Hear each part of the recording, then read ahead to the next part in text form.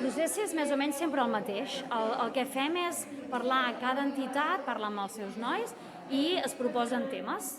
Proposen temes per parlar a la trobada, que normalment hem fet comissió.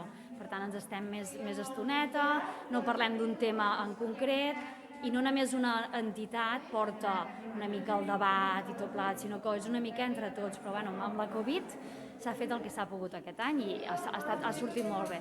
Però en principi el que es fa és comptar sempre amb la seva opinió. O sigui, nosaltres el que fem és guiar-los, no? amb els temes i tot plegat, però sempre ha de sortir d'idees d'ells i d'elles.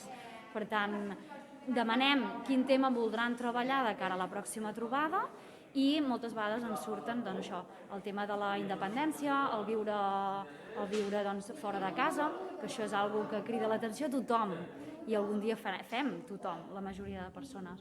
Una miqueta els temes de parella, aquests són els temes més recurrents. Aquests són sempre molt repetitius, però perquè els interessa molt. Bueno, aquest any, com hem dit, ha sigut una mica diferent, però almenys aquest any l'hem pogut fer, perquè l'any passat va ser molt fred.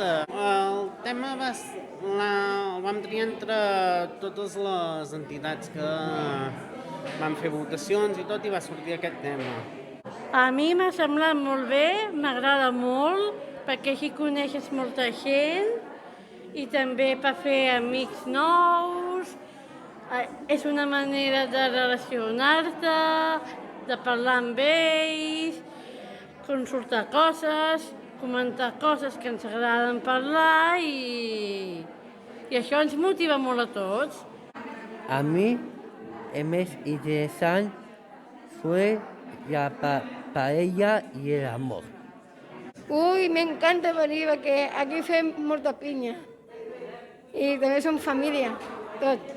Pues a mi m'ha agradat aquesta trobada força interessant, m'ha agradat com han parlat tots i hem participat en general i el que més és que entre tots hem participat i hem gaudit tots junts.